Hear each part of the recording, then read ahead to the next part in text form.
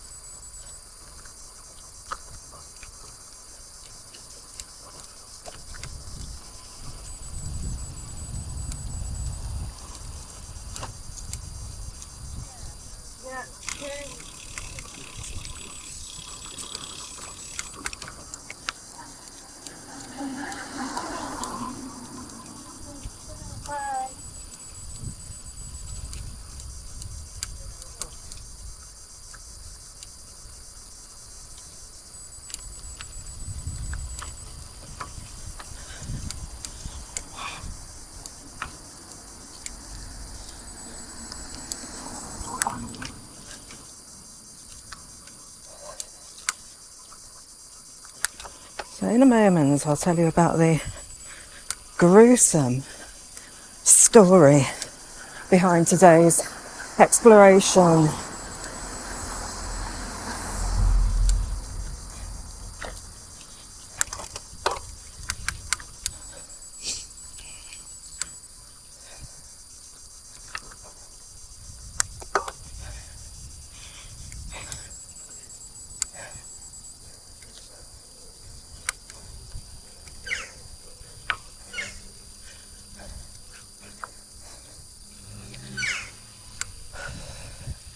Bit of a climb out of Easingwold.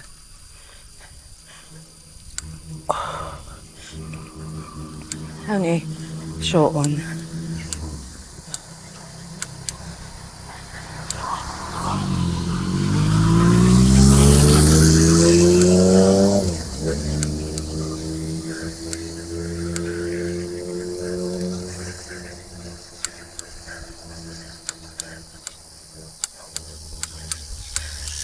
Hi.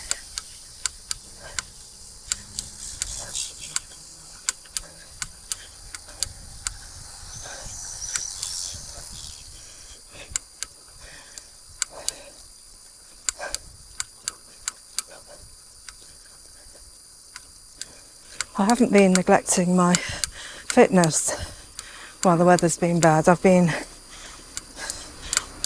training on my indoor exercise bike, which is quite a robust, hefty exercise bike, weighs a ton.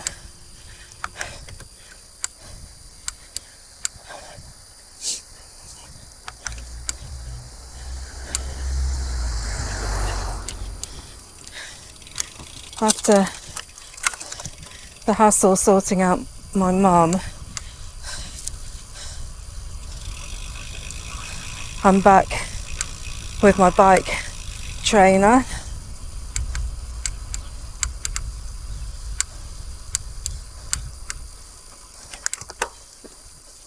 I've been with him now, since, 4 years, over 4 years.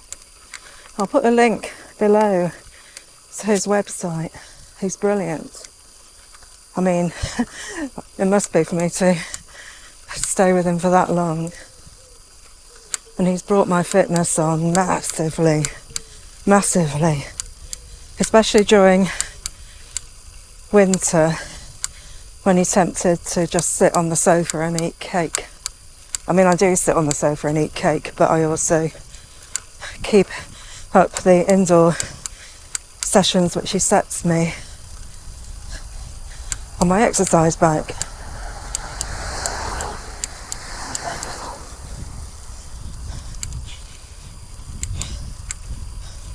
Like gruesome tale,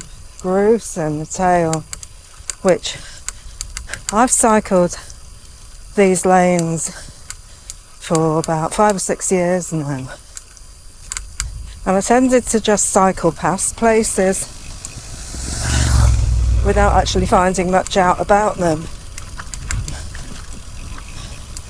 And these videos are quite helpful because they motivate me to find out more about the places that I'm visiting.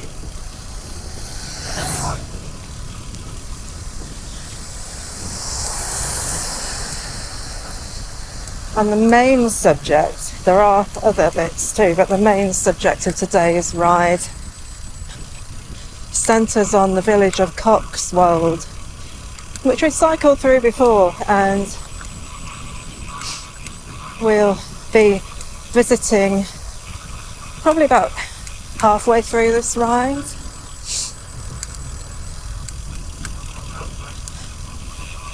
Centres upon the very old ancient building which is called Shandy Hall,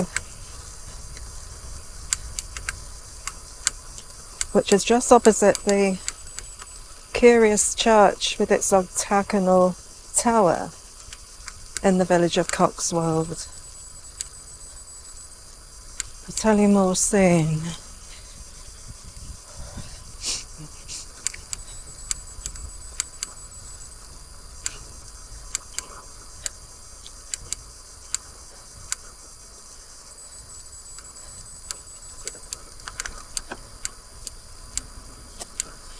First of all, you probably can't see it because of the way this GoPro camera works, but ahead I can see Crake Castle, which is an ancient castle. It was a proper castle which has been modernised over the centuries. It was for sale not too long ago, along with a couple of the manors along the route, including Crake Manor and Brandsby Manor later on. I mean, these are big places, expensive to upkeep, and I'm not surprised they're for sale.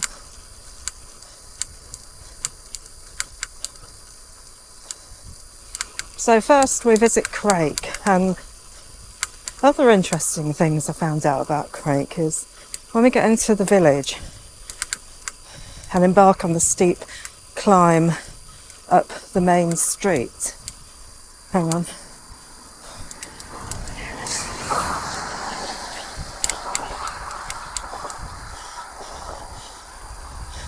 To our left there's a turning where, if you are so inclined, you can cycle uphill to the church and the entrance to the castle.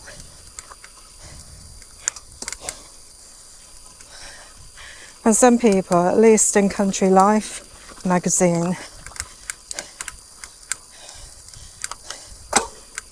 believe that, hang on, a bit of a climb here.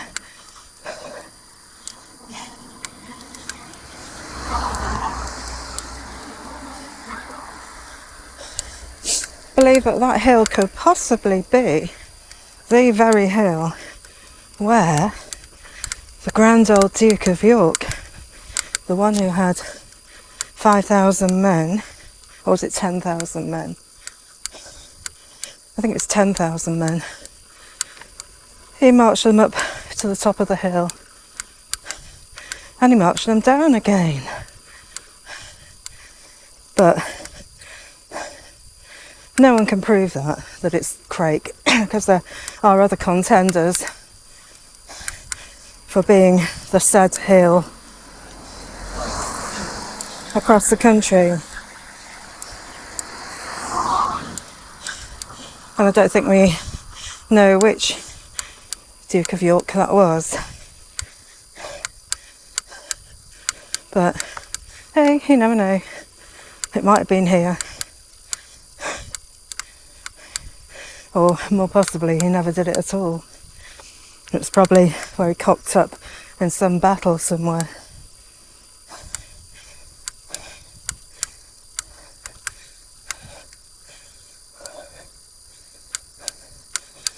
These unusual place names around here tend to date back to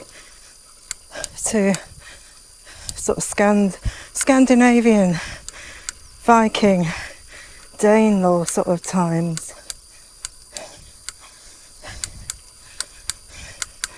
Interestingly, my son has recently done a DNA test to see where his origins lie, and he's nearly 11% Scandinavian. He's always thought of himself as a bit of a Viking type person, so over 1/10 of him is probably Viking.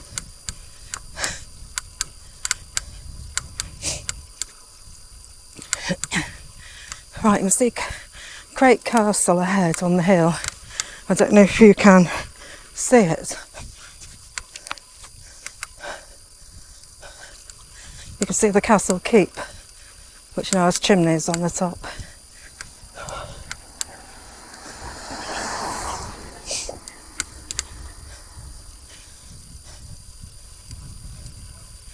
From Crake we go to Bransby, where we went on the Easingwold loop, but we'll be turning off there.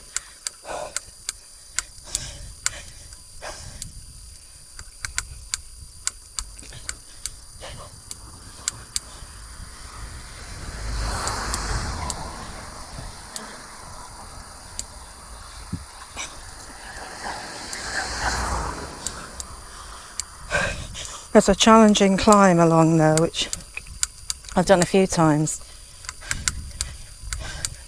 And I've even done it twice in a row on the same cycle ride, plus the other climb from the Easingwold loop up to Yearsley, the one I had to stop and push my bike up a bit on the Easingwold loop ride when my fitness levels weren't quite as good as they could be. So hopefully they've improved over the last few weeks. We're just about to enter the Hambleton Hills area of outstanding natural beauty, which indeed it is, or they are. And we're just about to enter Crake.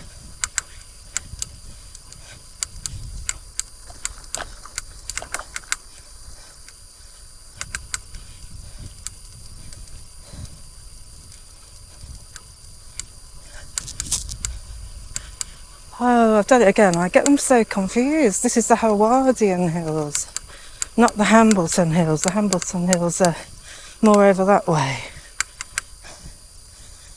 But my apologies. One day I'll get them right. Howardian, of course, comes from Castle Howard, which isn't too far away.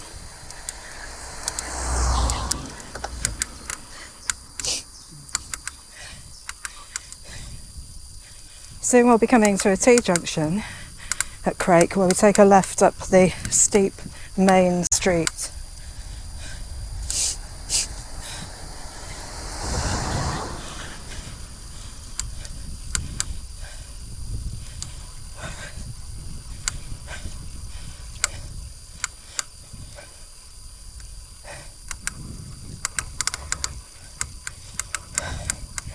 I picked this ride today because not only was I dying to tell you the gruesome story, but my cycle coach wanted me to do a 2-hour ride with some hills, and so the shorter version of this ride will fit the bill.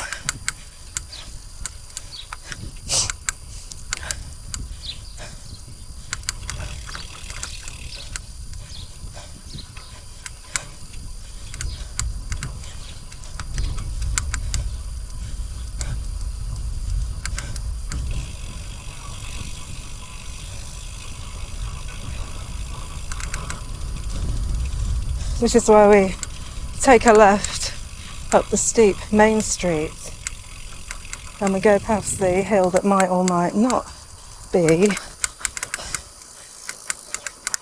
where the Grand Old Duke of York did his marching.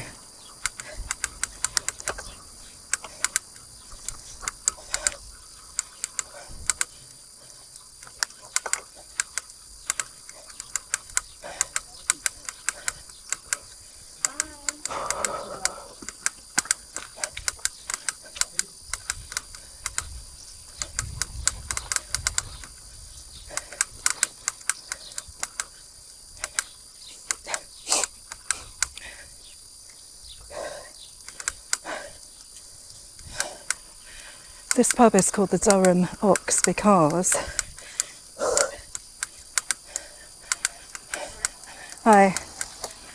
this area used to be linked to,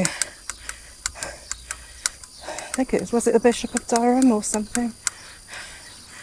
Anyway, this is the hill on the left.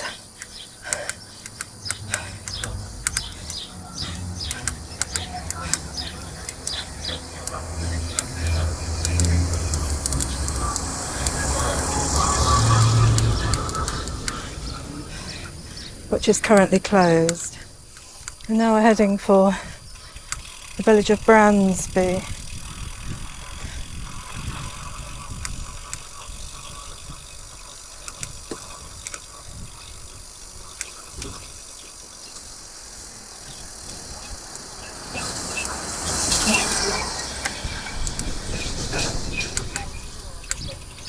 Partway between here and there, there's a lane on the left that leads to Craik Manor, which is quite ancient if you Google it.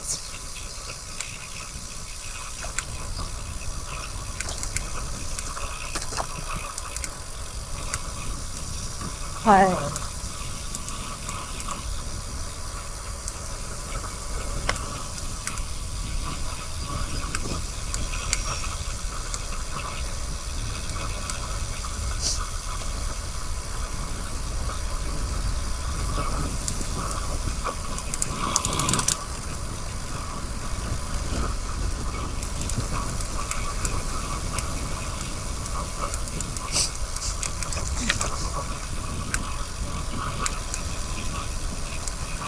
And soon I'll get around to continuing the gruesome story.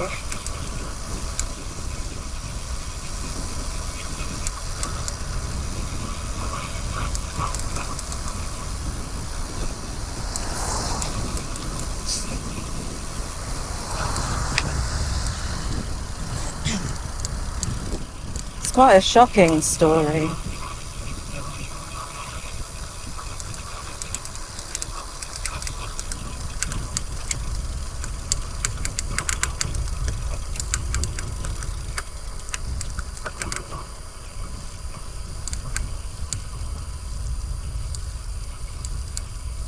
I think it's somewhere left here, the little lane that goes up to Craik Manor. Not to be confused with Bransby Manor, which is further on.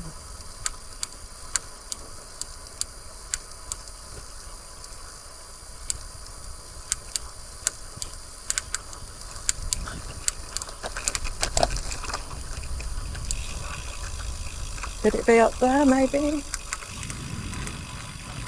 Private. It probably is. It's probably up there.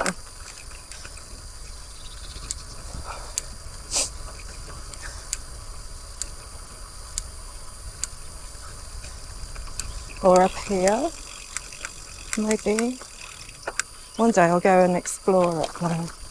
Yeah, I think it might be right opposite the Bakehouse coffee shop. Next ride I do around here, we'll go and take a look.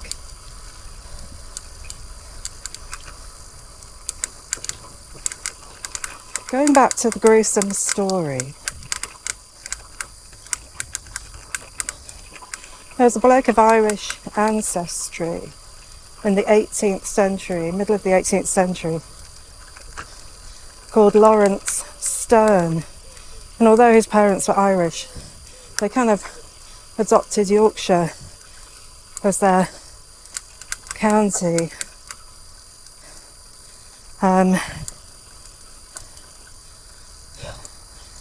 Laurence Sterne was quite penniless because his father died in Jamaica, probably of some sort of malaria or something.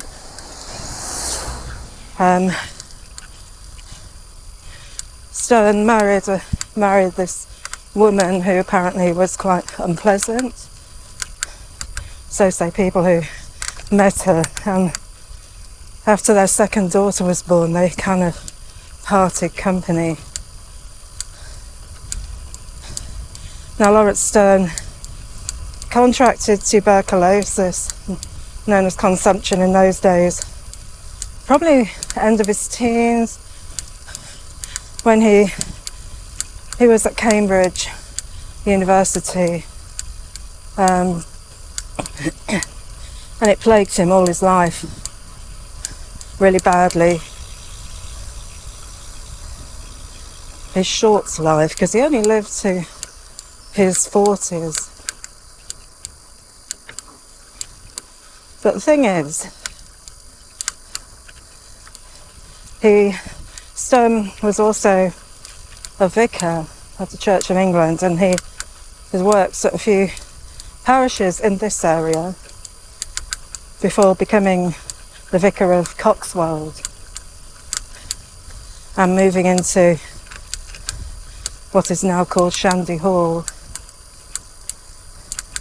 Before moving there, he'd already begun the novel, should we say, that he became famous for, which I don't think many people these days would have on their to-read book list. It's 9 volumes long.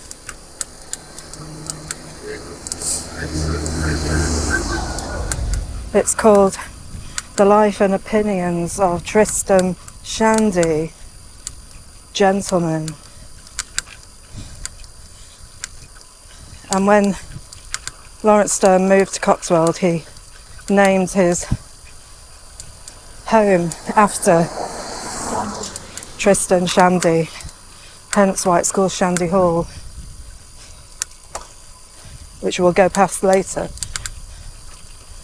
But this 9-volume book is quite humorous in terms of 18th century humour, and it rambles. It's known for digressing.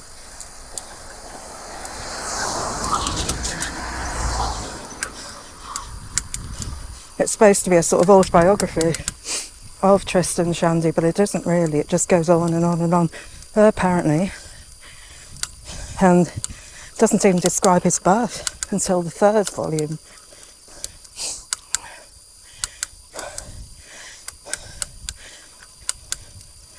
One of the characters in the book is called Parson Yorick, and that's why you often see the name Yorick associated with Laurence Sterne as a kind of nickname.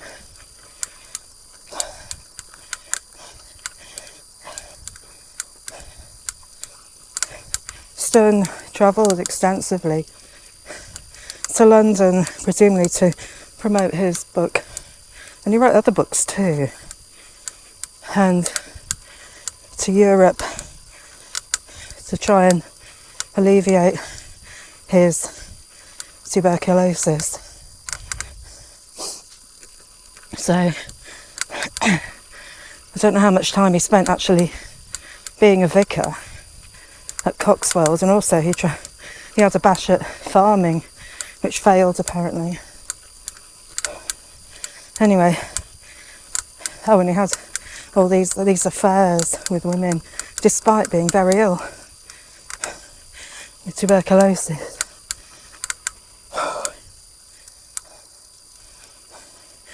And that's all the backstory before we get to the gruesome part.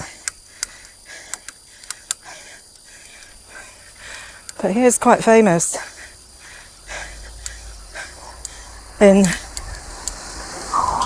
literature, history circles. You can find excerpts of his books online.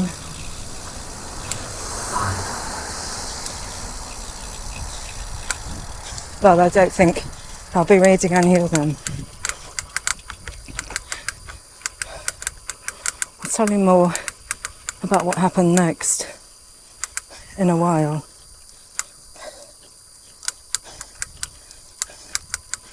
Meanwhile, we're not too far from Bransby. Where on the Easingwold loop we took a left after the T-junction and began to climb up to Yearsley. This time, after the junction, we'll be taking a right and heading past Bransby Church, Vicarage and the entrance to Bransby Manor. It's an unusual church in that the occupants of Bransby Manor pulled down the Norman church in Georgian times and rebuilt it in a classical design. I'll point it out when we go past.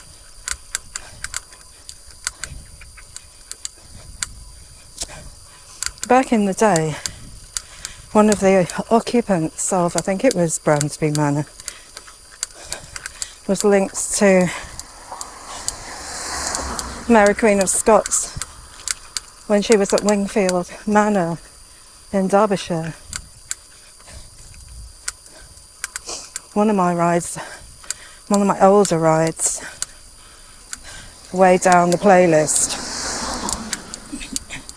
goes past Wingfield Manor, or rather below the high crag where Wingfield Manor is situated, now a ruin. Mary Queen of Scots was imprisoned there.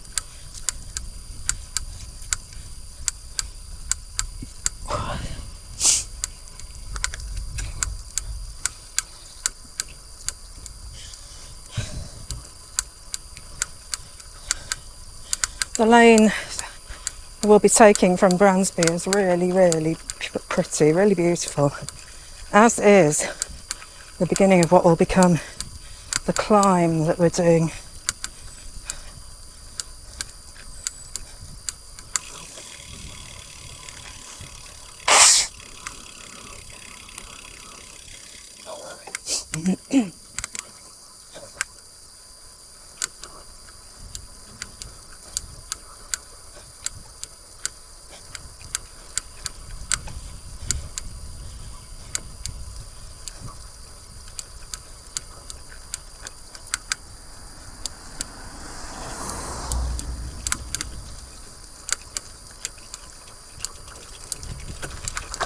We're just coming up to Bransby now.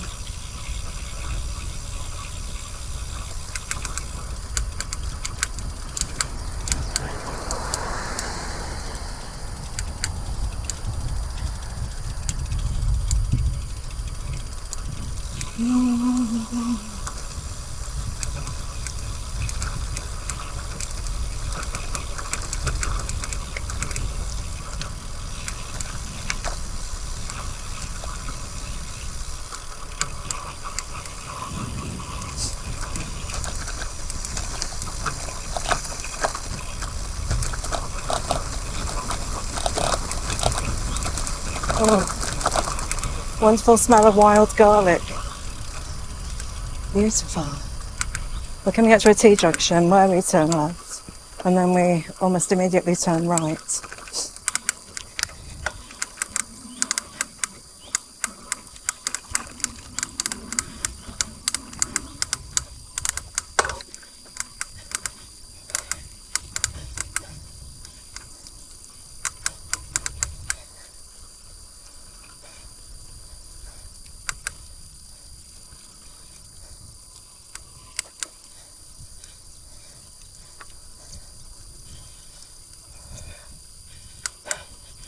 Gooseberries for sale.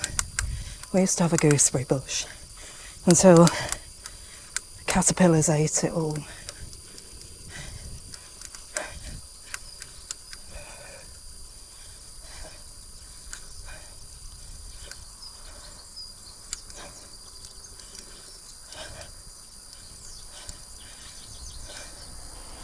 So we're turning right before these houses.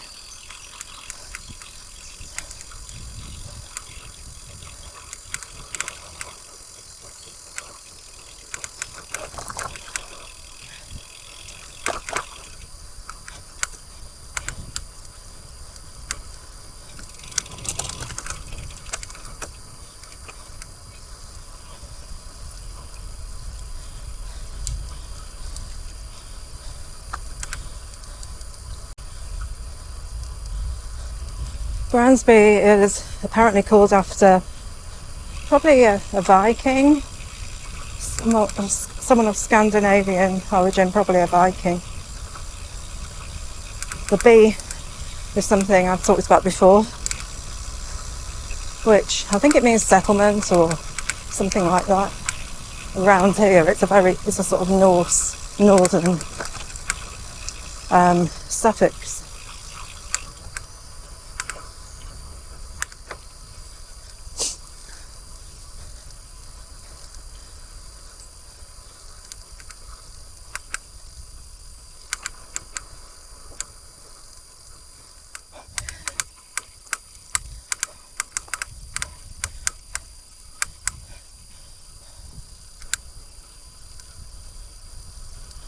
Hi.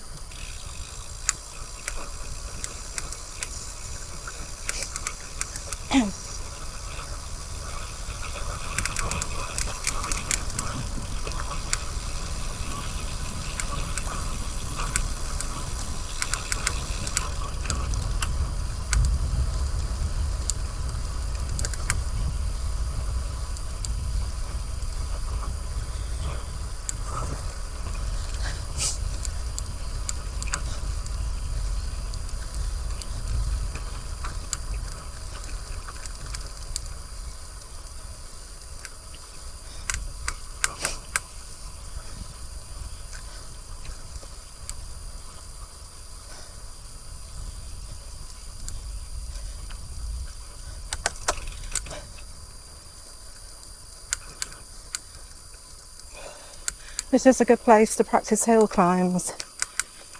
You go along there, straight ahead up the climb I'm doing, then you go round, come back here and go round and round and round as many times as you can bear.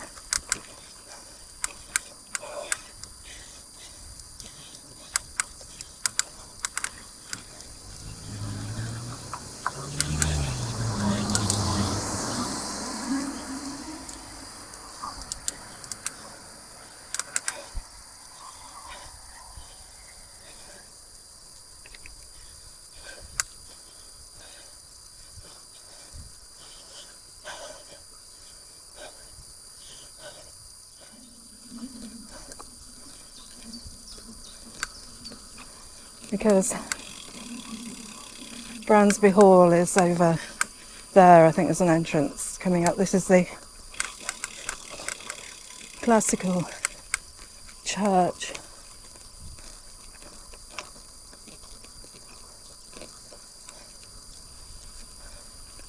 And I think Bransby Manor, I think this is where you go into Bransby Manor.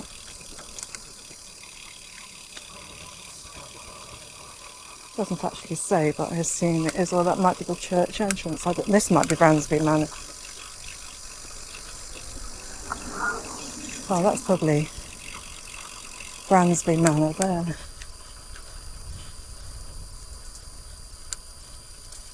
So it must have been quite prosperous in Georgian times.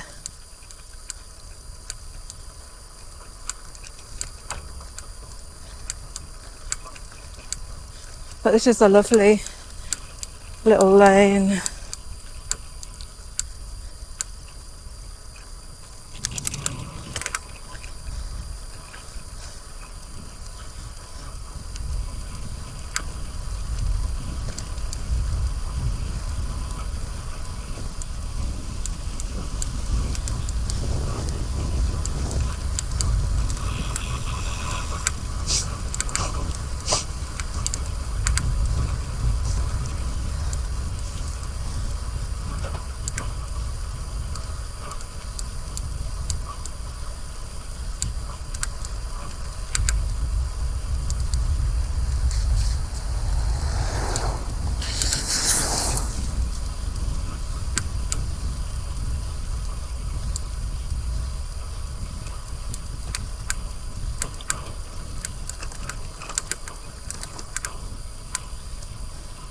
We will be turning left here to begin the climb. Go easy because it's just got, looks like it's been got gravel all over the road, surface jetting. This is very, very pretty, but there's a serious climb coming up.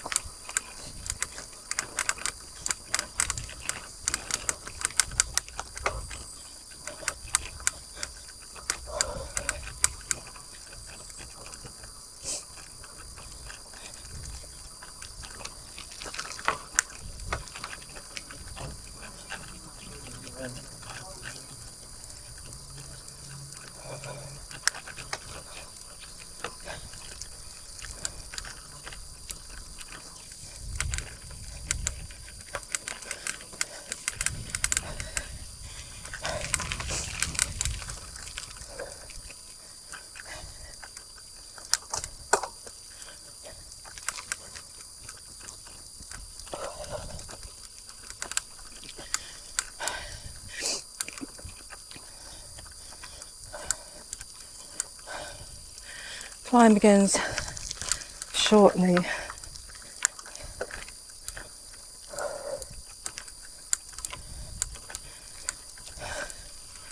Just preparing myself by bringing down the gears.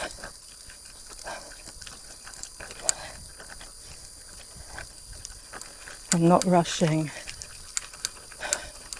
It goes up there, around there, up there and to the top.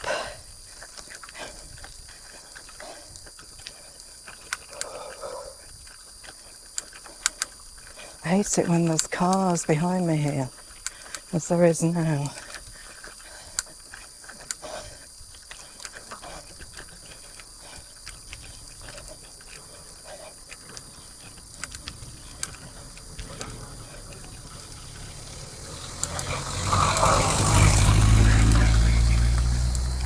It's worse if you have a car behind you all the way to the top. Puts you under pressure.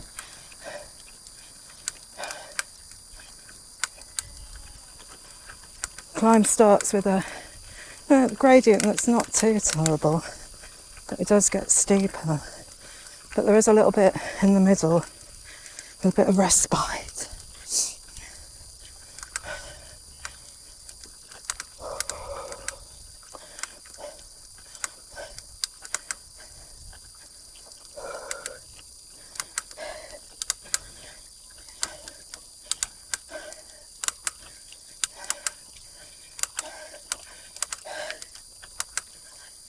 It's a warm day too, again.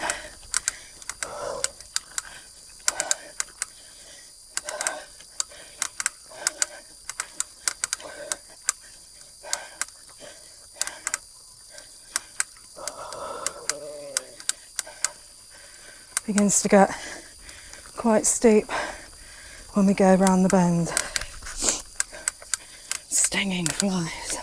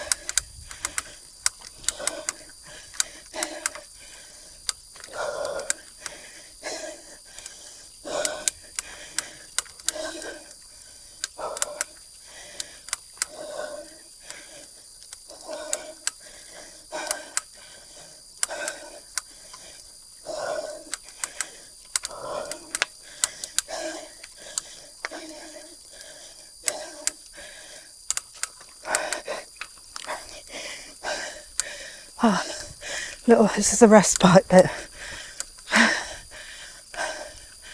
before we climb again.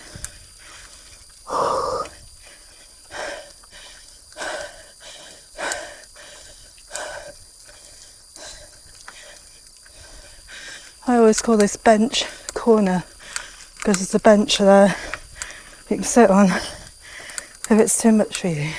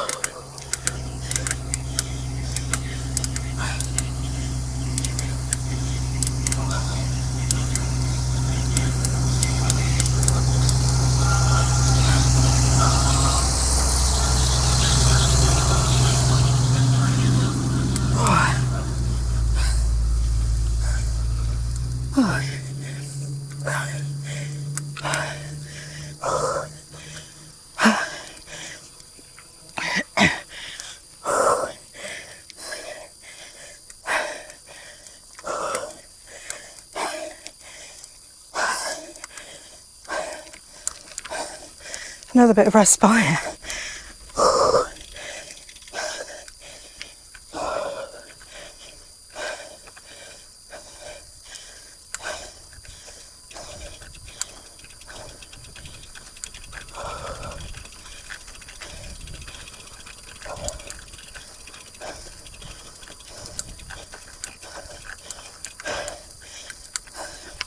By far the worst is over.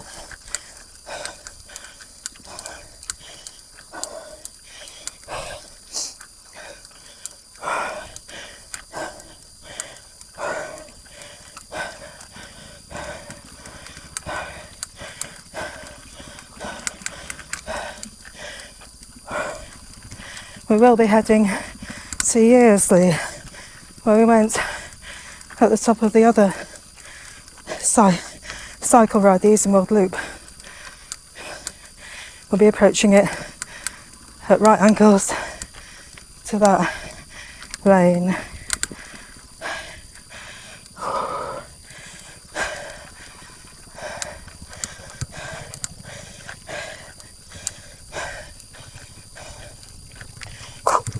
Flies.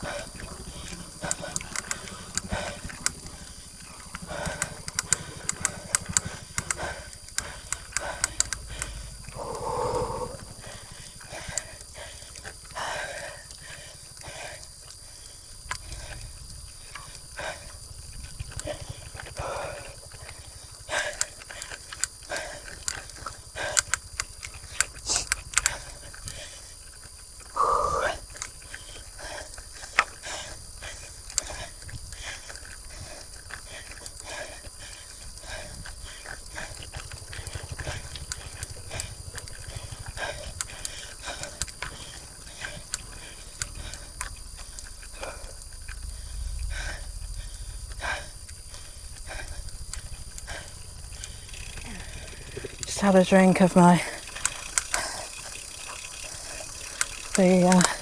protein shake. I put some ice cubes in it, so it's really cold. It's lovely.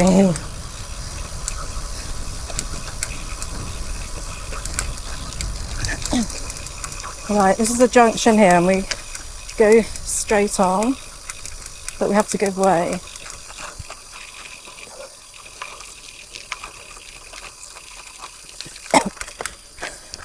We will do this route again and go that way, right, which takes us to the intriguing and mysterious City of Troy maze, which no one really knows what the purpose of it was for.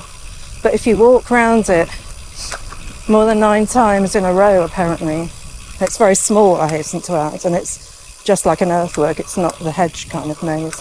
If you walk round it more than 9 times, apparently, you'll die, or the devil will come for you, or something horrible will happen, or something like that.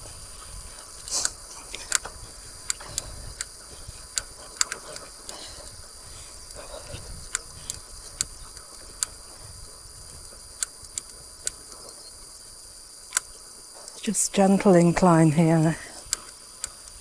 We're on the top of the hills. Warm, warm, warm. Let's push my sleeves up.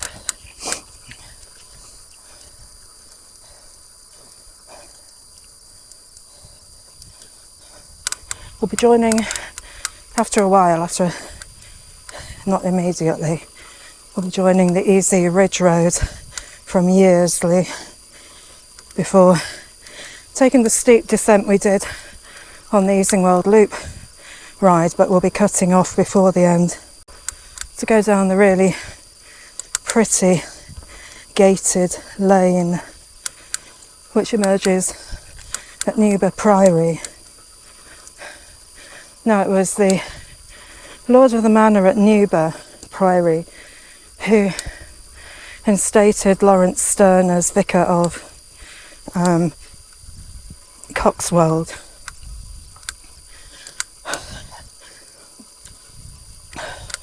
It's literally just up the road.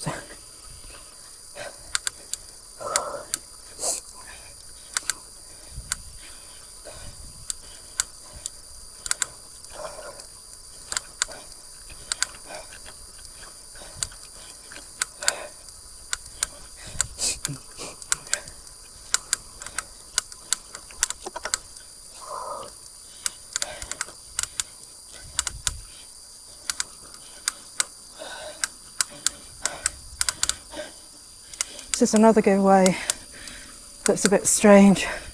Well, we're going what looks like straight on, but it's actually a giveaway. Strange crossroads.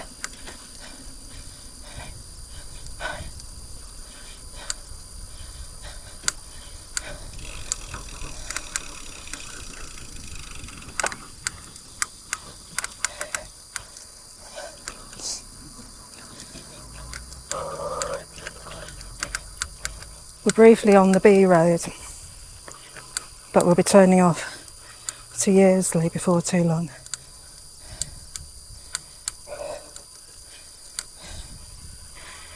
When we get onto that ridge road, I'll tell you more about the gruesome story.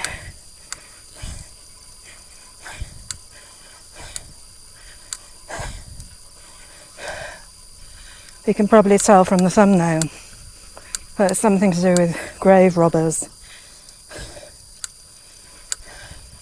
In the 18th century, it was very common to break open the graves of recently buried people and sell the bodies for dissection to the various operating theatres, which were literally like a horseshoe-shaped theatre, lecture theatre type thing. And strangely enough, it wasn't illegal. It was frowned upon, and you could be whipped for it if you were found, but it wasn't illegal. So, needless to say, it happened quite a lot until it was made illegal in the 19th century.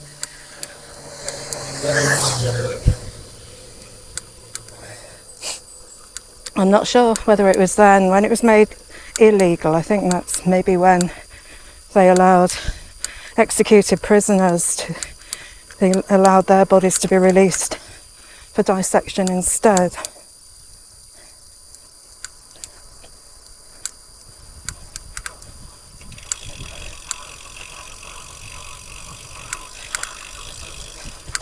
more on the story in a bit.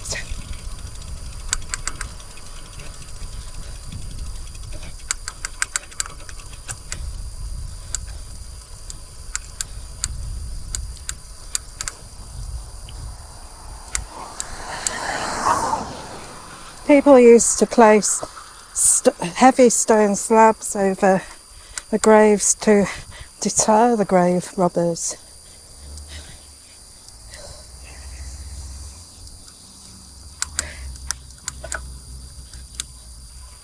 But apparently, back in the day, back then, one of the reasons why it wasn't illegal was,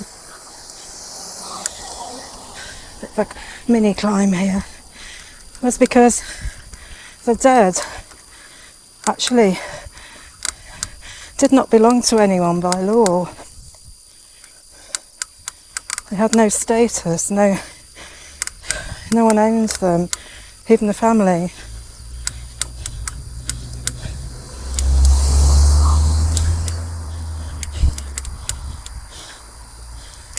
So if no one owns it, then there was no reason, I guess, why their body shouldn't be stolen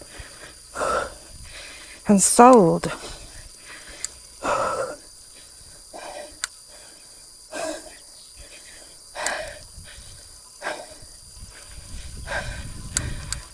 This is the road that will bring us up to Yearsley, where we turn right.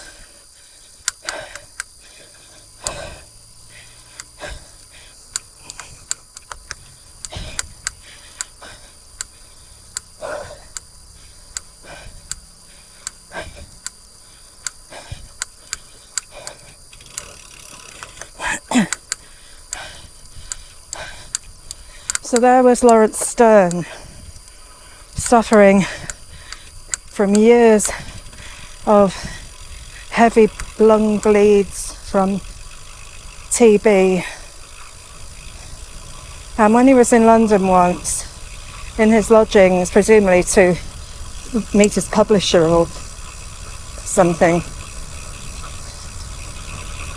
he caught flu, which proved too much for his tubercular body, and he died.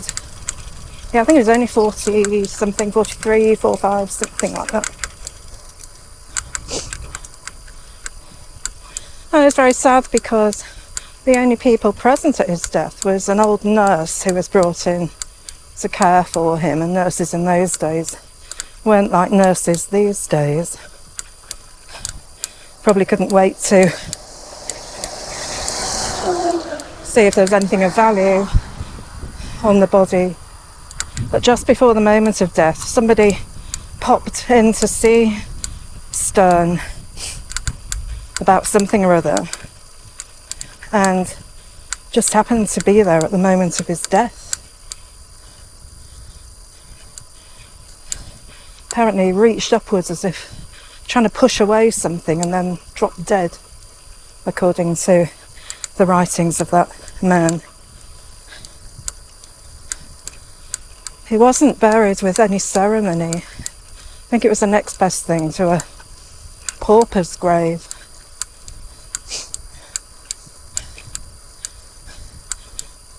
And he did have a headstone, but I don't know if that came later. But being in an insecure grave probably made him more susceptible to grave robbers and body snatchers. Maybe. Anyway, just days after he was buried in London, his body was snatched by the grave robbers, taken to Cambridge, where it was sold to surgeons for dissection in front of the usual audience of the time. So the surgeon began his dissection. He sawed off the top of the skull.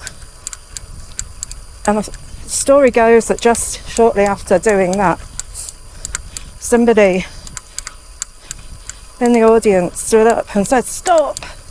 because he actually recognised the body on the slab as Laurence Sterne, who had been buried the week before, or a few weeks before. What horror, imagine that. So, the body was whisked away back to London and hastily reburied, where it remained until the 1960s. In the 1960s, the burial spot was due for redevelopment.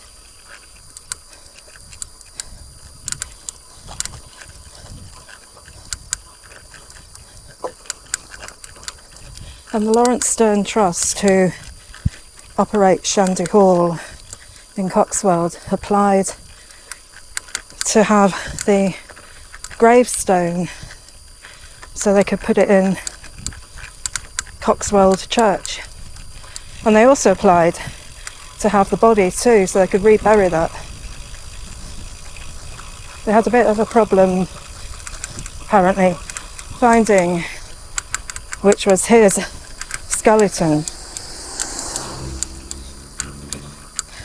Kind of process of elimination by comparing skulls to portraits and busts of Laurence Sterne's head. And also the fact that one skull had the top sawn off. But they weren't sure about the bones, so they just gathered what they assumed were his bones along with the skull and brought it back to Coxwold. Right, we're turning right here. We're at Easingwold.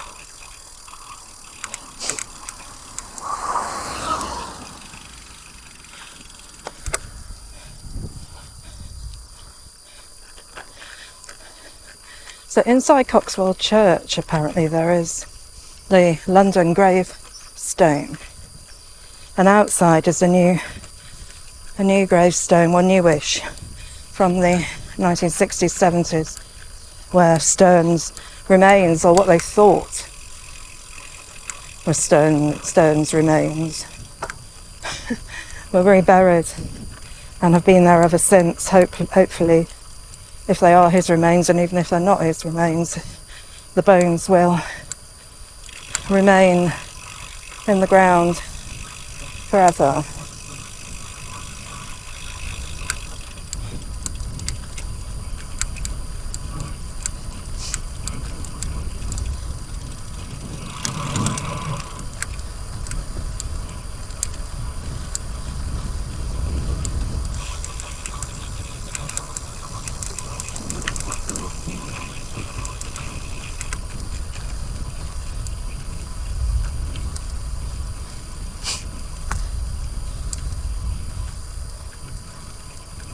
Must have been quite worried when you died in the 18th century that your body would be dug up by the body snatchers.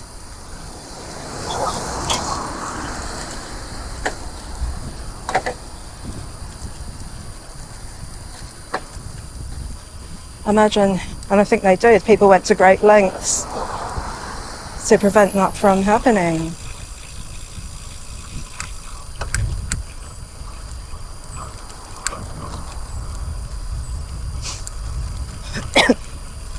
What a gruesome story. And imagine, I mean, this guy in the dissection theatre, I don't know if it's his friend, it might have been a friend who recognised him. Imagine that. You're about to watch an anonymous dissection, and there before you on the slab is your friend who you know was dead and buried not long before.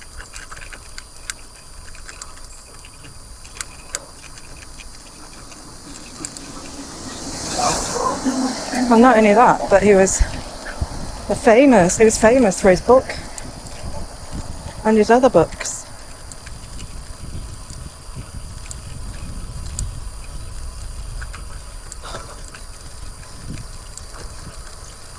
Hi.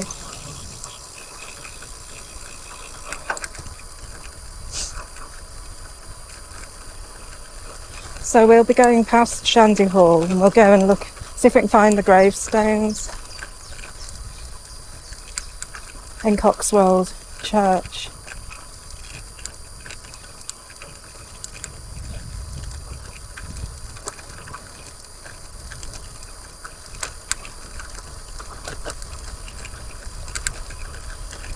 But first I must change the battery in my camera.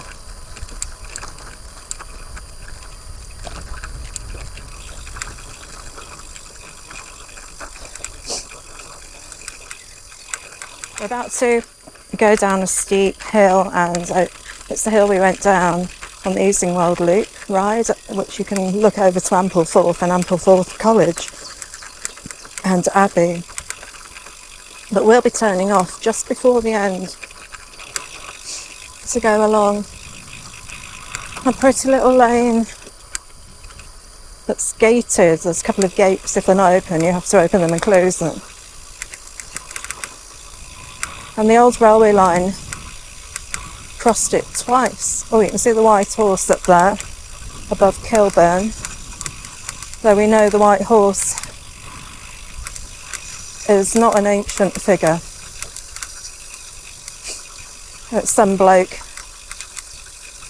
I have a feeling it was a butcher who had quite a bit of money, I imagine. He was inspired by one of the white horse hill figures down south and decided to create one here.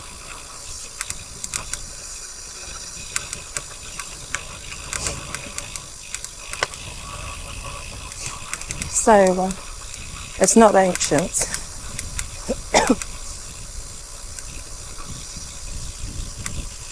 Keep looking down to check that my new microphone is still working and that the GoPro's filming. You see Ampleforth Abbey and College over there.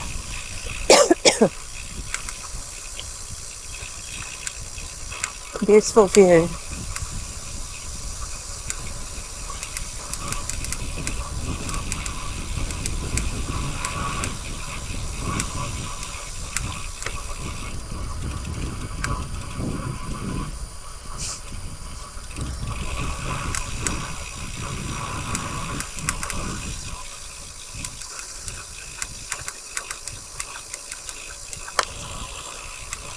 See what time it is. I was going to do a little extension to this ride, but I probably won't do it today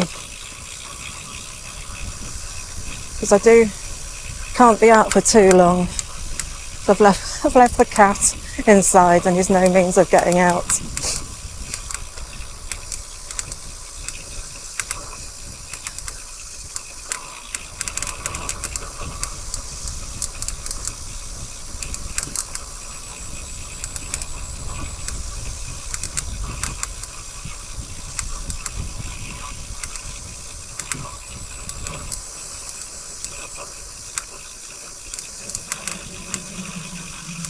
This is a challenging hill to cycle up, which we will do on one of these rides. Now we're coming up to the left turning down the little lane. If we can spot where the old railway went. It's the railway that we crossed further up here, and at Coxwold we'll be passing later on where it crossed the road there. And there's still the old signal box, which someone's using as their garden shed. So this is the little lane coming up on the left.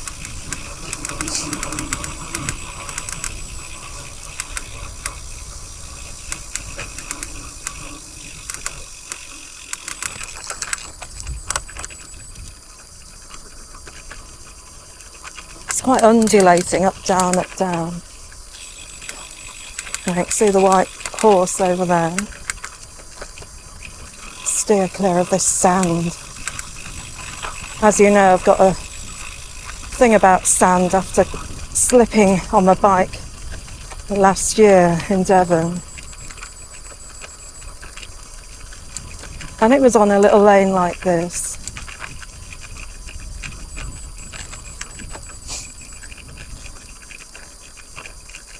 There's a downhill bit coming with immediately a steep uphill bit.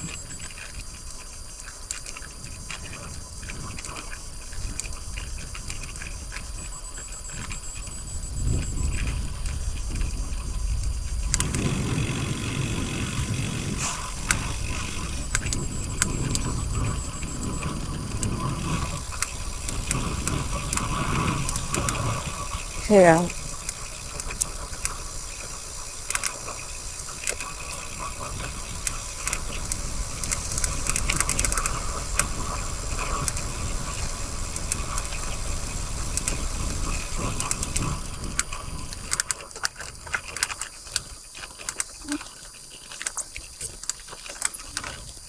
Just getting out of the saddle a bit. My coach wanted me to get out of the saddle a bit, going up hills. So that's my nod to those instructions.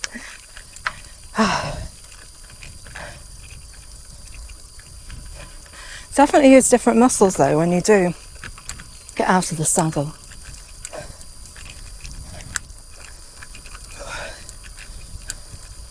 Oh, this is the first gate, so I'm just before the gate. This is where the old railway line crossed. Would have been there, wouldn't it? Yeah. So the line would have come in there, I think. Because I know it... I'll have to look that up because... in fact, it's worth me getting out the map and having a look. So no, this isn't where the railway came in. It was further on where this lane takes a kink between here and the second gate. So we've got to open and close this gate.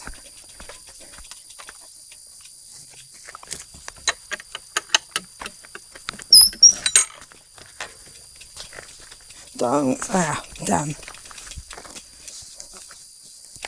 Right, so that's the first gate.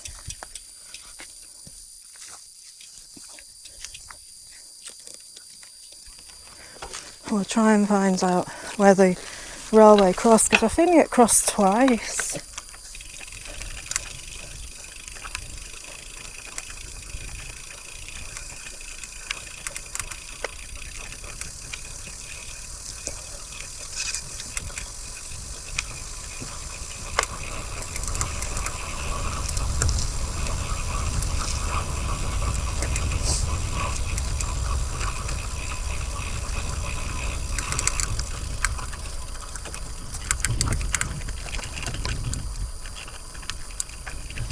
So the railway, I assume, went along there.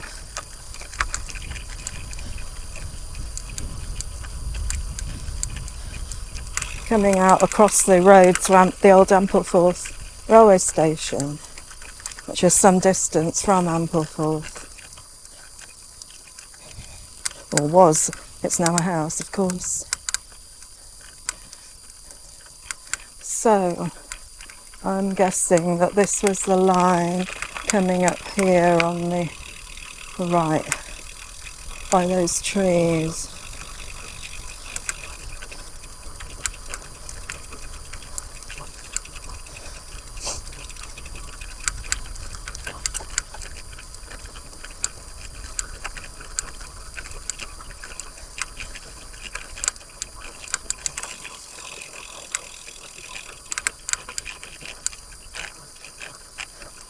This is where it kinks. So this is probably where it crossed. And there's the second gate. So yes, this would be where the line crossed, went up there.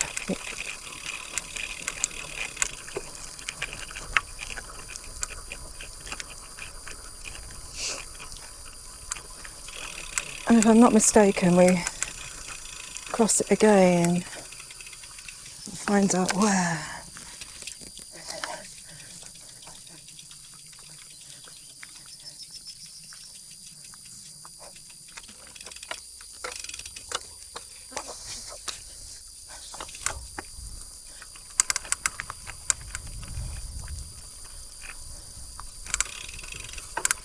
So that was both the gates that we've been through. There's no more gates.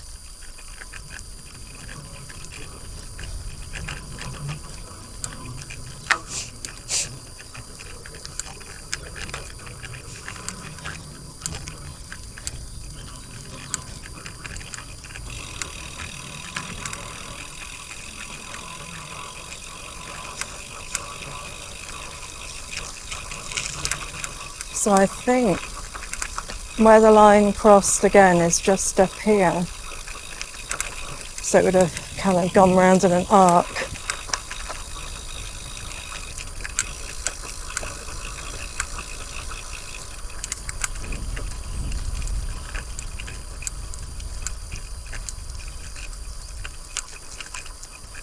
Somewhere up here.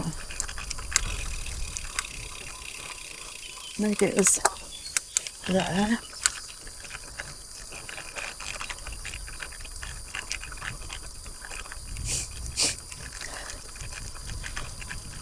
Then it goes round under the road bridge to the old Coxwold station.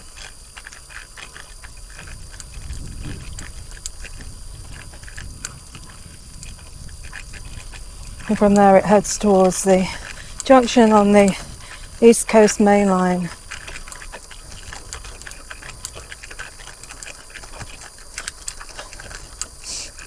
I think it went all the way to Moulton.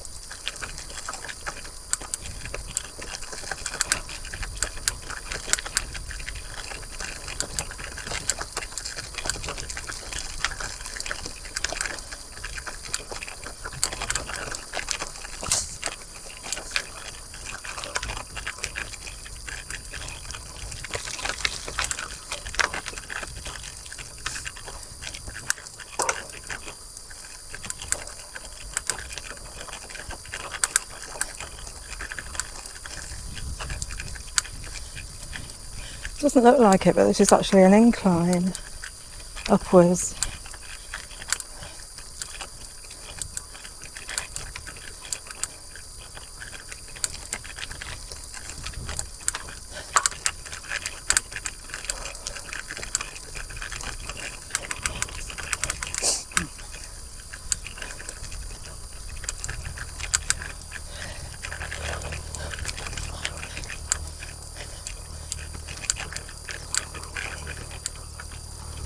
And then downhill.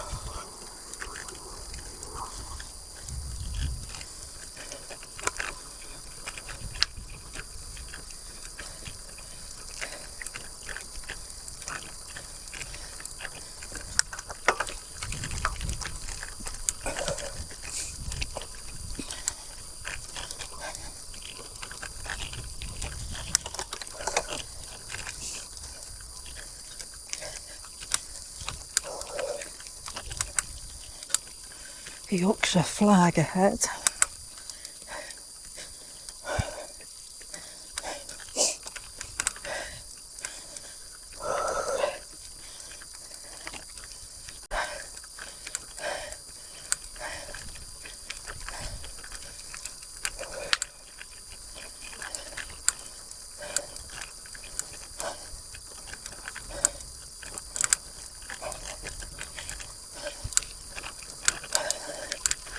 See the white horse again over there on the right.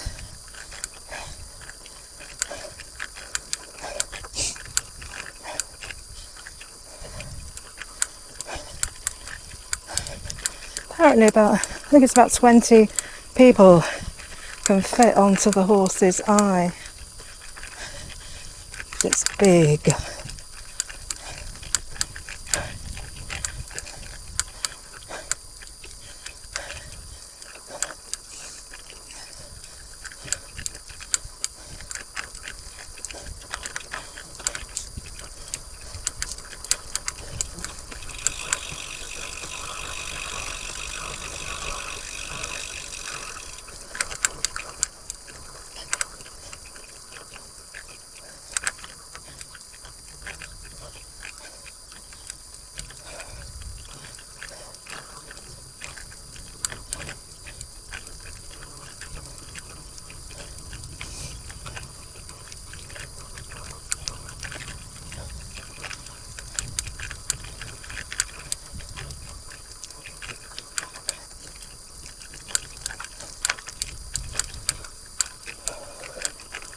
When I can get out on my bike this July and August, I will be concentrating on hills because I've booked myself a week cycling on Dartmoor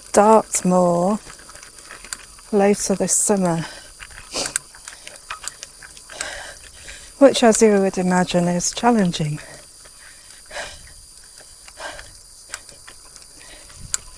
I won't just do Dartmoor, there's some other rides I discovered near the A38 that skirts the bottom of Dartmoor through South Devon. There's a nice cycle ride from Avon which goes down to the beautiful Bow Creek.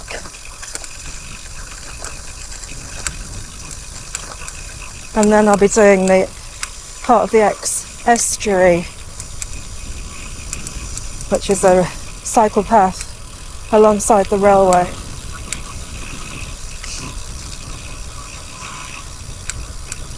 Weather permitting, I usually don't book cycling holidays until the last minute so I can get good weather and a bargain. But this is a cottage I stayed at before and it's absolutely fantastic, and it was the only week they had free, and so I've snatched it up. It's in the foothills of Dartmoor. Not too far from Bovey Tracy. And I'll be going up the railway line, the old railway line from Bovey Tracy up to Morton Hampstead, which is now a cycle route. When I did the Dartmoor cycle video way down below on my playlist a few years back, it wasn't open, and I only discovered it back in, when would it be? 2 or 3 years ago.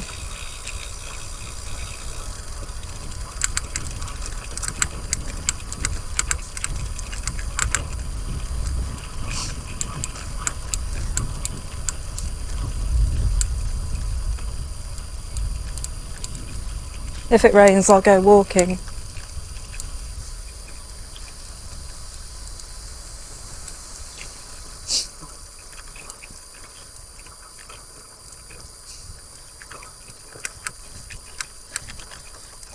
Hello.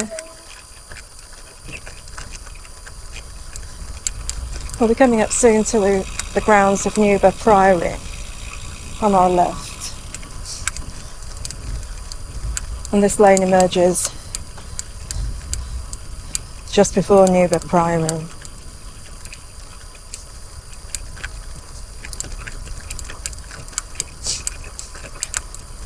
Quite a long lane, isn't it?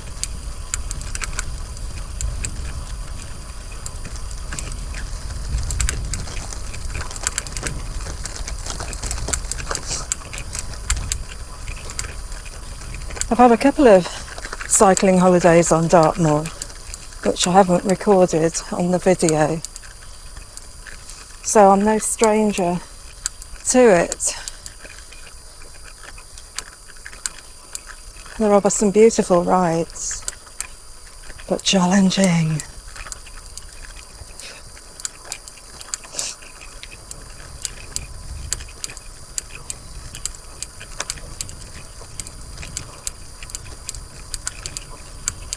Right, we're coming up to the road for T-junction.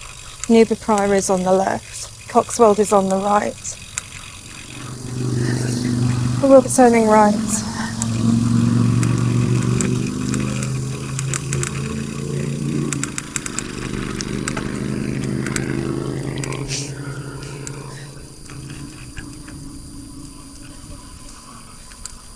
We'll be crossing the old railway bridge as we head into the village.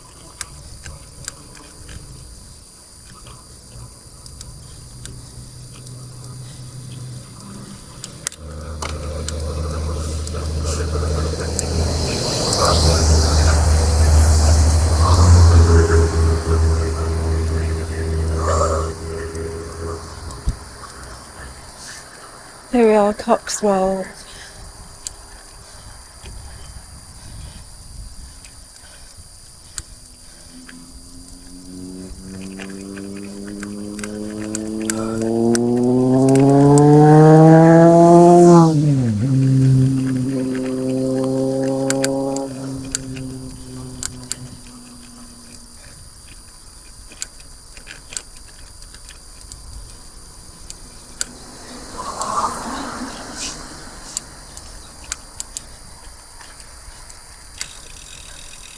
This is the old railway bridge.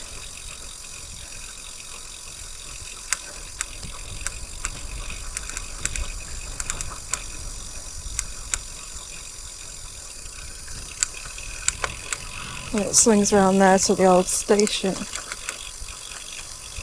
which you could just see down there.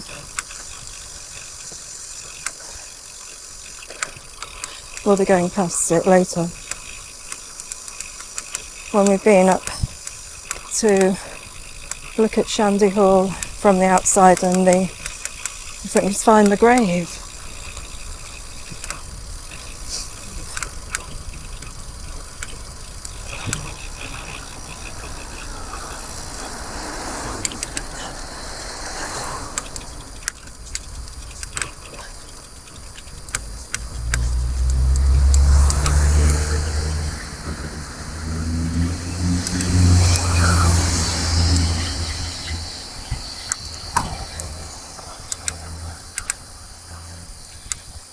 Hello.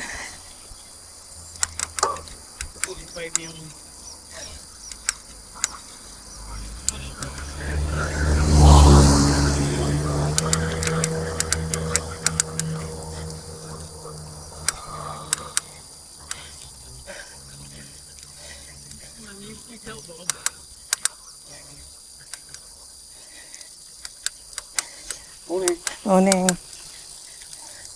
Or it's afternoon, morning.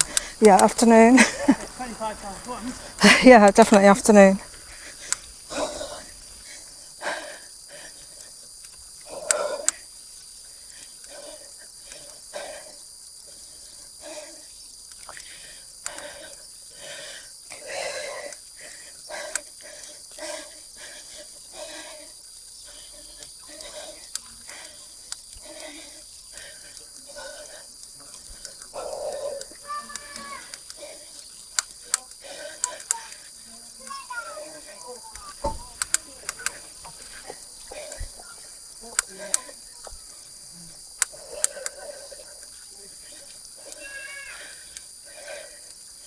Nearly there.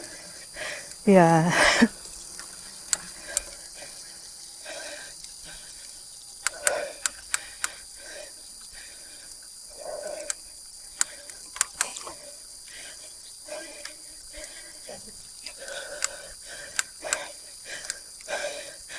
The church has an octagonal tower, which is unusual.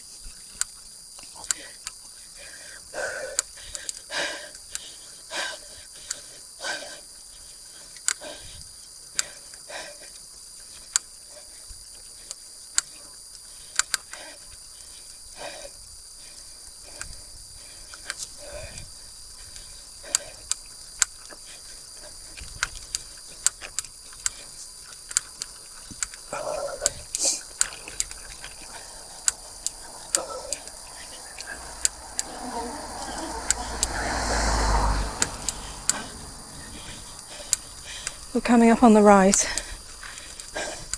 is Shandy Hall, where Laurence Sterne lived and wrote his later volumes of Tristram Shandy. Sometimes it's open, limited days, I think. They're very old.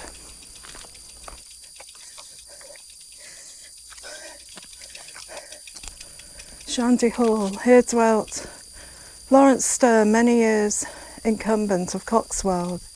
Here he wrote Tristram Shandy and The Sentimental Journey. Died in London in 1763, aged 55, not 45, I got that wrong.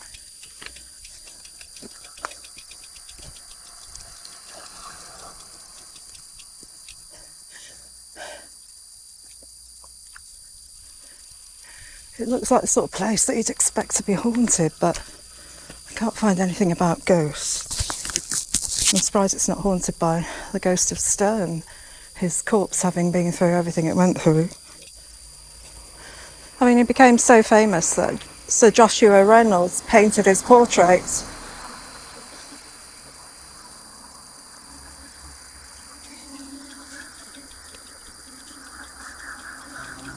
And yet I doubt many people have heard of him these days, unless you are a student of 18th century English literature.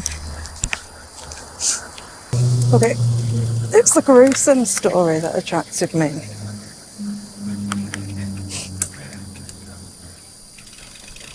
He certainly did not rest in peace. Not until the 1960s or 70s. Let's go and see if we can find his grave,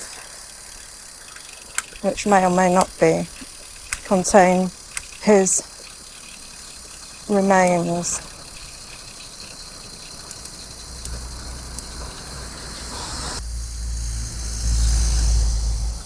Got what looks like a helicopter weather vane on top.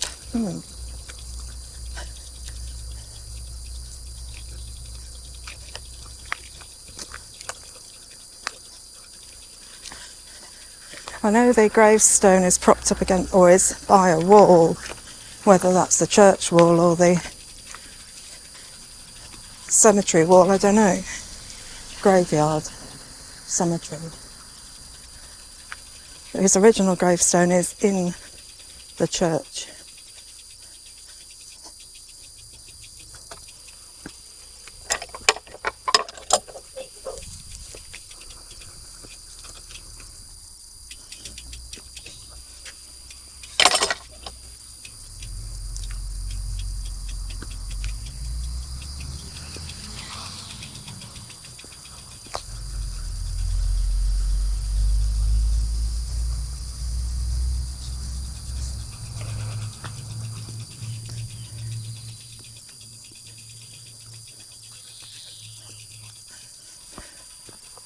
I've never been here before.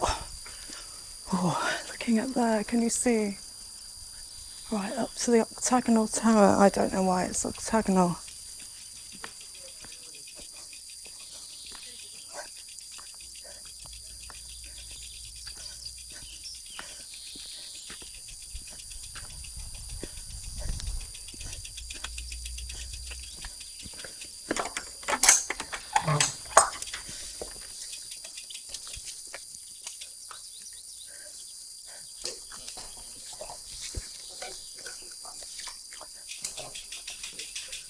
Oh, here we are.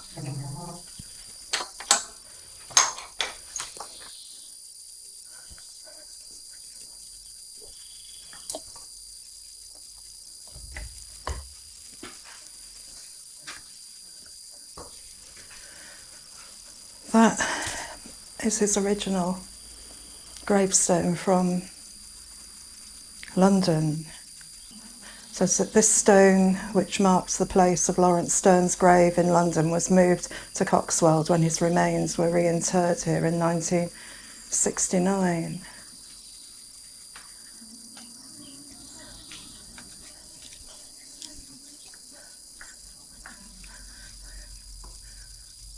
Oh, this is unusual in that it's got box pews,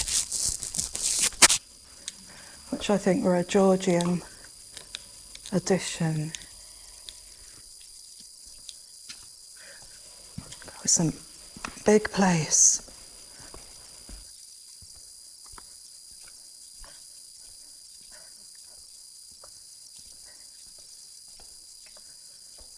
My, oh my.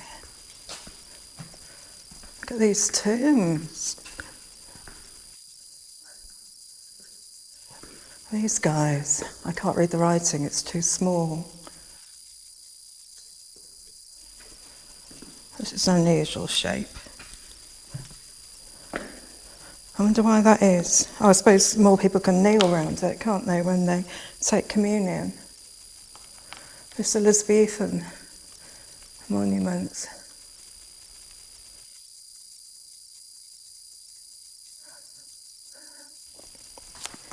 Bloke and his wife. And their rather alarming sons. Look at his eyes.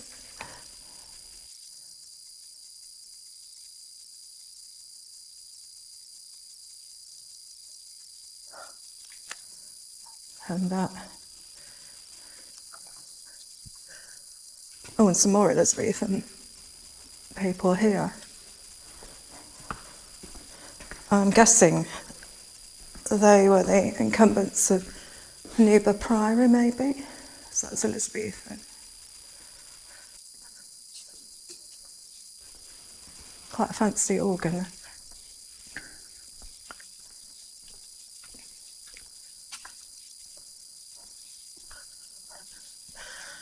A church door reminds me. I've got an amazing church door to show you on one of the rides, dating, well, it is a Viking door.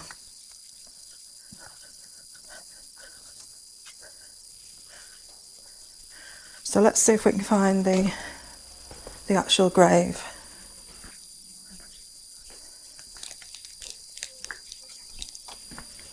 That is quite an impressive church, that. Must have had a bit of money spent on it by the local gentry.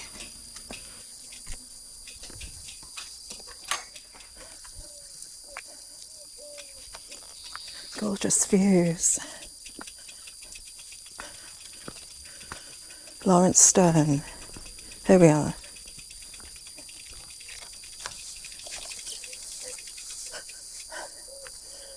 (1713 to 1768). Author of Tristan Shandy and A Sentimental Journey. So it might or might not be his bones that are interred here, but if they're not his, then his bones are underneath whatever development it was in London.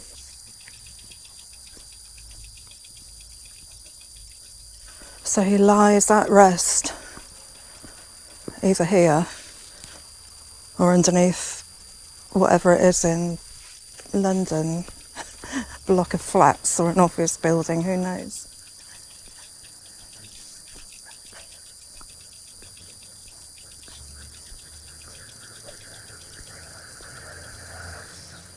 It is a lovely village. That's old, isn't it, over there? Evie. What's Evie? Just been drawn by a gravestone. Oh, it's so sad. Little Evie, just 6 hours old, beautiful and brave, cherished, safe in Jesus' arms, forever loved and forever missed.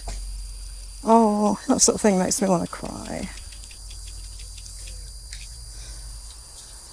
Evie.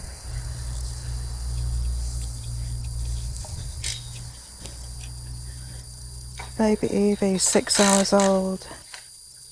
What's the name of the scaffold?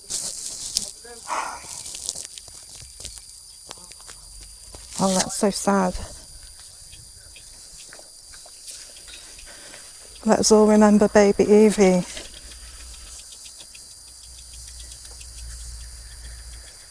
Evie. Always makes me want to cry because I know how precious it is to have a baby. I can't imagine what it must be like to lose them, and so soon. Baby Evie.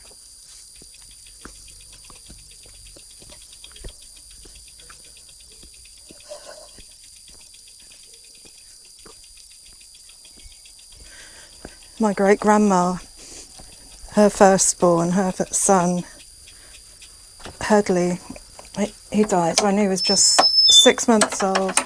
She had him for 6 months.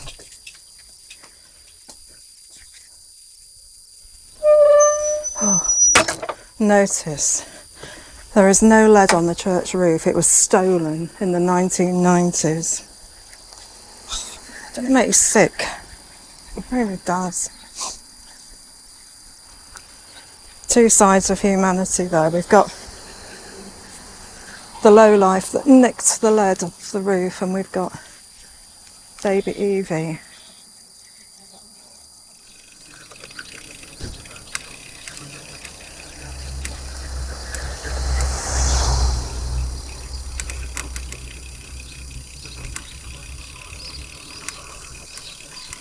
So we're turning right here.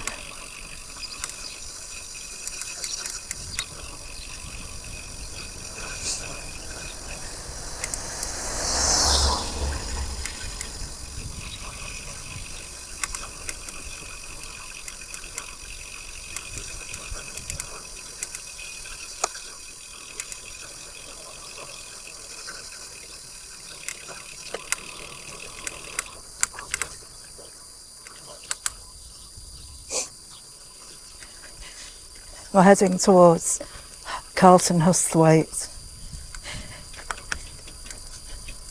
But we will pass the site of the old station, and it's still got the old signal box, which is now a shed. And you can see where the railway went.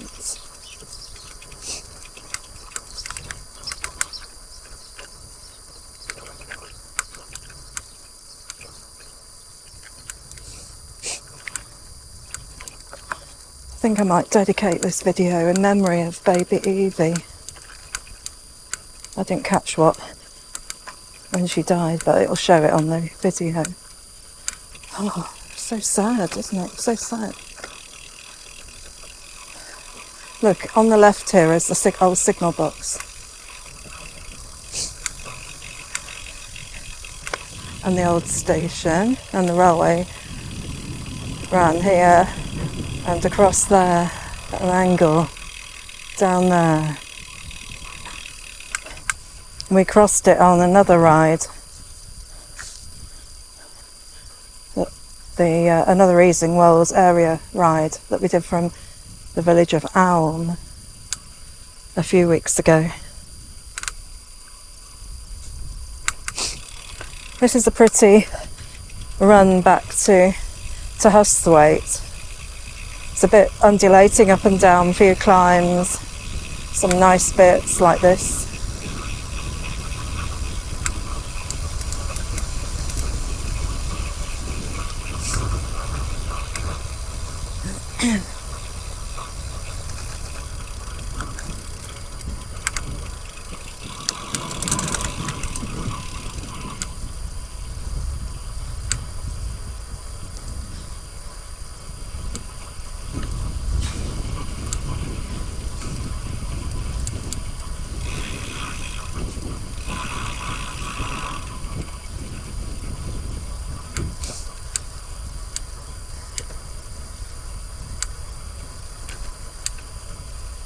My son is on his own exploratory trip at the moment. He's been over in Switzerland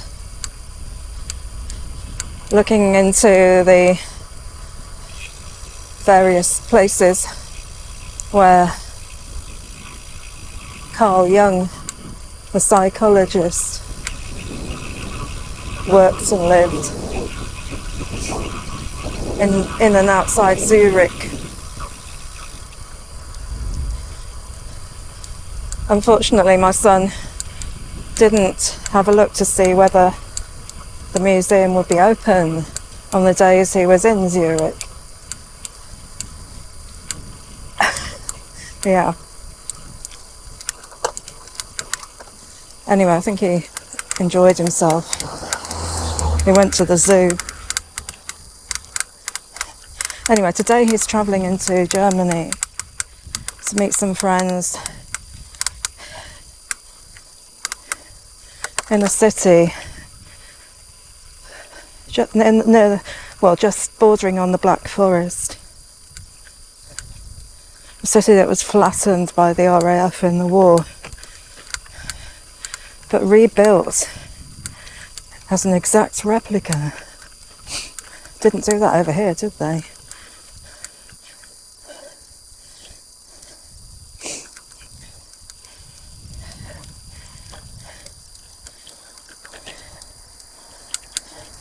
It's called Freiburg. It's got a bright red town hall, like vermilion red, with turrets, painted turrets.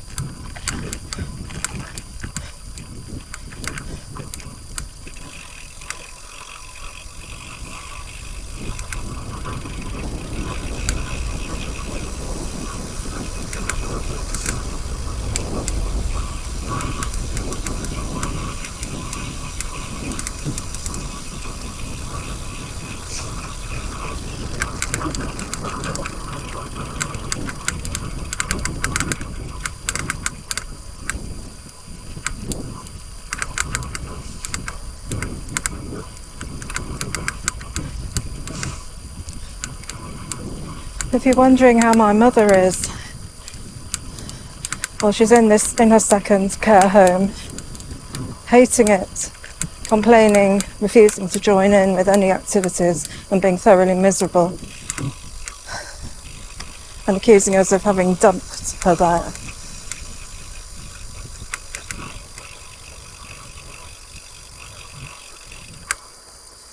Enough said. Well, not enough. It's so depressing going to visit her. And she just doesn't get the fact that we've bent over backwards to find her a lovely care home. But there you go.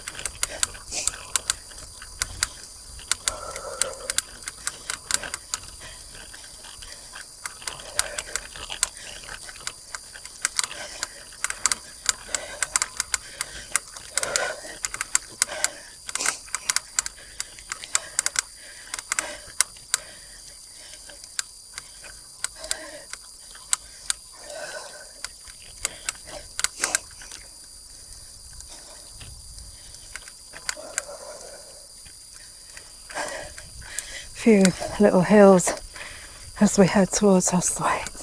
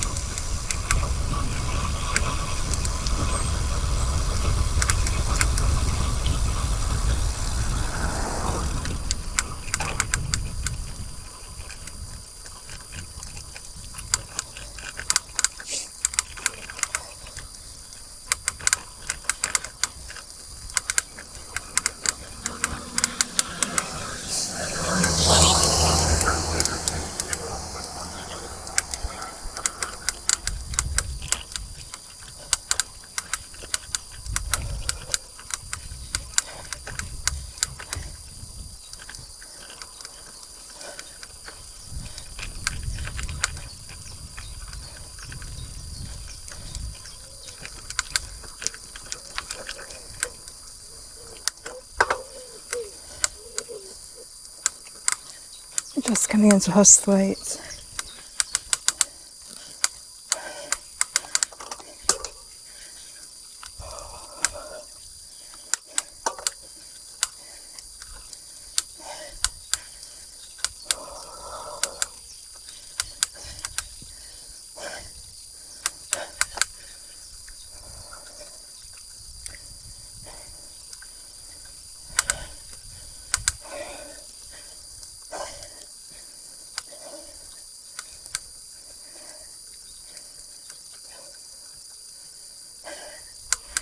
Last time we went through the village, this time we'll skirt it.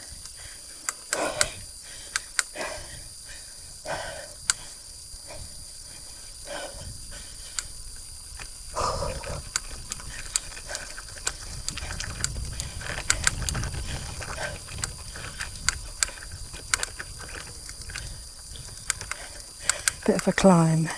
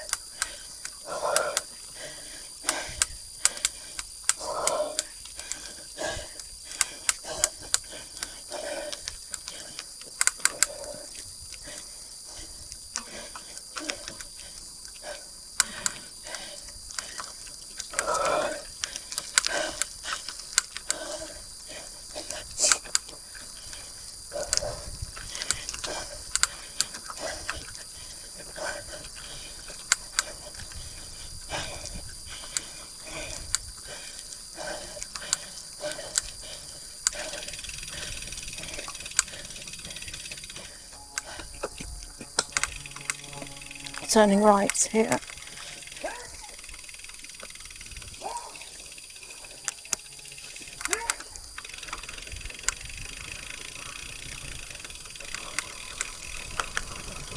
And then quite an easy ride back into Easingwold.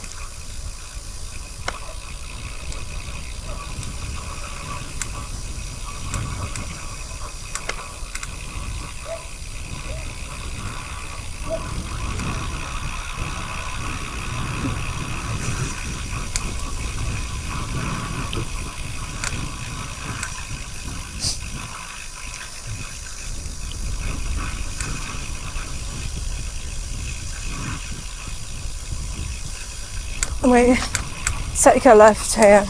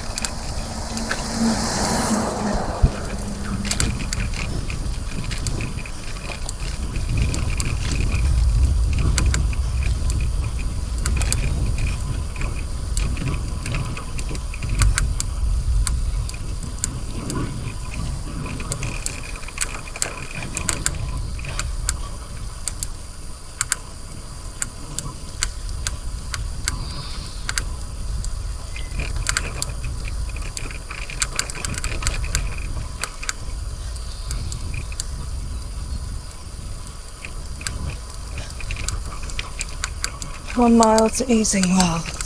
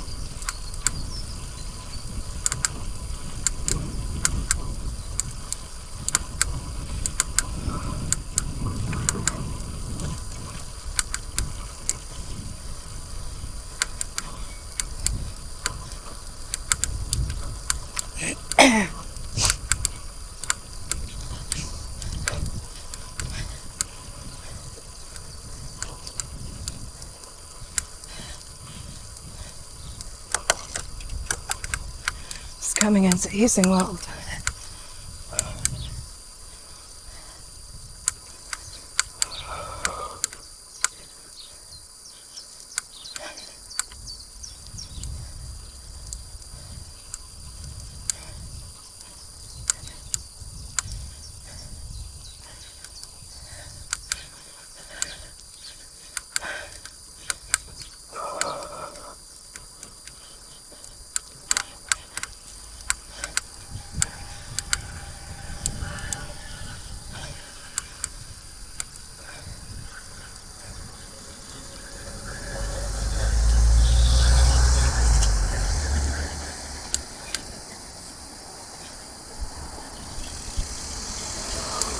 We turn left.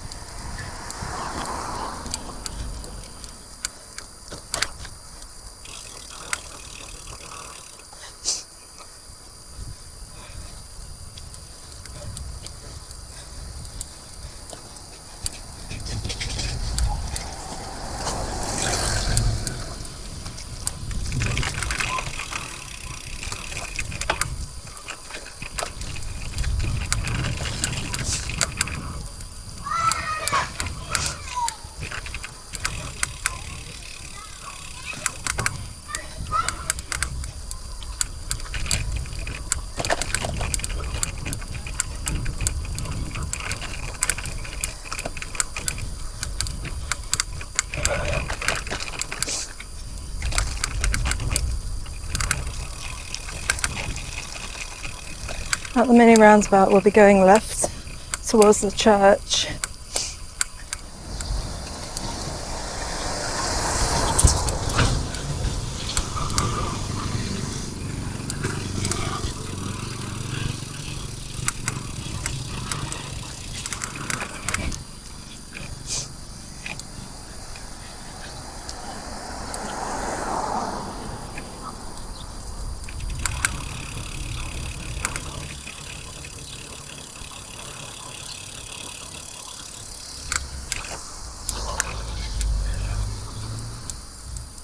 I always park near the church.